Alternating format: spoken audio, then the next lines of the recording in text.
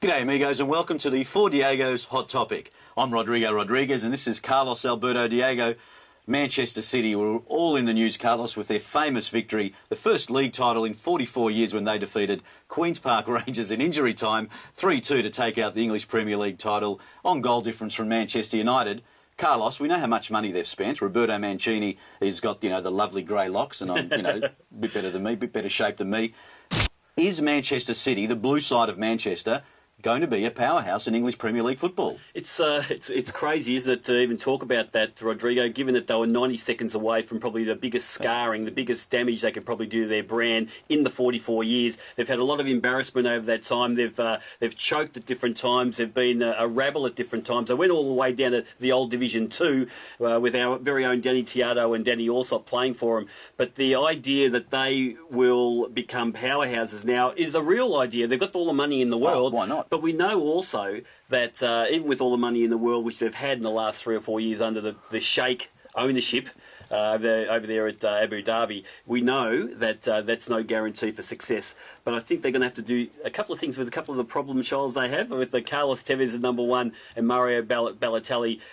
They won it in spite of those two guys this time around. But I think they've got a fair bit of work to do, but they are a chance to maybe get that dynasty going, like Chelsea did under Jose Mourinho, but geez, they came close to being a real disaster for them. Could you believe what you were watching? Could you believe what you were watching in the last couple of minutes of that game? To see them just pinch, victory from the jaws of defeat was just unbelievable. Yeah. Now, you mentioned, Carlos, that they need to get rid of a couple of problem children. Yeah. You're talking about Mario Balotelli and Carlos Tevez. Well, would their team be, affected if they got rid of either one of those? Or do you think they'll get better if they get rid of, say, Tevez? Well, I think that if they had Tevez for that 3-month sabbatical he took, obviously, just remember he refused to go on as a substitute against Bayern Munich in the Champions League game. Roberto Mancini swore. He swore, I think, on the Bible, as Italians do, that he will never play for the club again. He went off to Argentina without permission for 3 months. Surely he wasn't the same player coming back. He was playing football, but he wasn't playing full 90 minutes. I think that they did it without him in the end. If he was fit and ready to go, remember he was the captain of the team. Yeah, that's right. He was the captain courageous that won many games for the team off his own boot in previous seasons. They did it without him. It was a disruptive influence when all this blew up.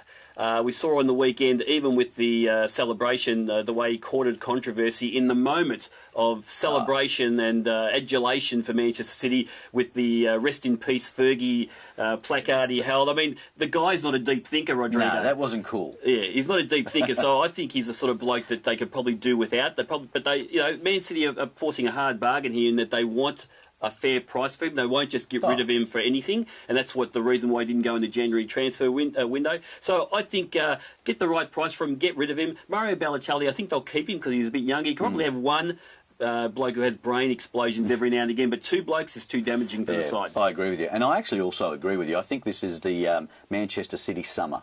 Or spring, the Manchester City's. It's the Arab Spring, Carlos, yeah, exactly did you know that? Right. And the sheikhs are running that club and spending a whole lot of money, and they're just going to keep churning that list over and over until they keep winning. But that's the point. I think that they've got all the money in the world, they've bought up big, they've got a very strong side, highly celebrated players, but they're going to have to continue to buy the best players in the world for them to continue to win, not so much the English Premier League, because they'll probably do what Chelsea did, win a couple of those in a row, but the Champions League, that's what the sheikhs want. That's what the money deserves to buy. But also the other thing they've got is the UEFA fair play rules that are coming in, where you can only spend a certain amount of the turnover of your club. And so suddenly, if you're going to buy up big, you've got to buy up really big before those rules come in, the fair play rules. So, or otherwise, Michel Platini's a team of accountants will come and knock you out of Champions League and so forth. Team of socialist accountants. Yeah. So to answer your question, I think they can, but a lot has to still happen. It's not automatic. Well, there you have it. I'm tipping Manchester United will probably spend up big this summer as well. They'll need to. They'll need to. Well, that's it for the hot topic for this time round. I'm Carlos. No, he's Carlos. I've forgotten. I'm missing Warren. This is Carlos Alberto Diego, and I'm Rodrigo Rodriguez. Until next time. Olé!